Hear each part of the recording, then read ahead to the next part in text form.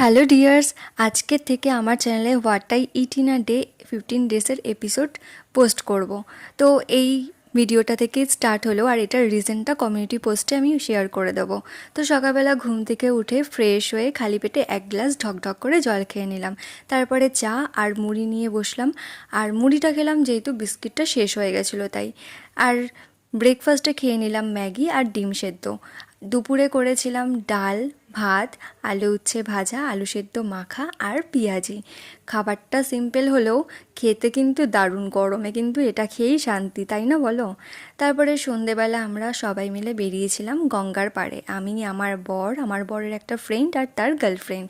তো সবাই মিলে আমরা মোমো অর্ডার করেছিলাম, আমরা সবাই মোমো খাচ্ছিলাম, আর গঙ্গার পাড়ে ফুরফুরে হাওয়া আর মোমো জাস্ট জমে ফাটাফাটি হয়ে গেছিলো।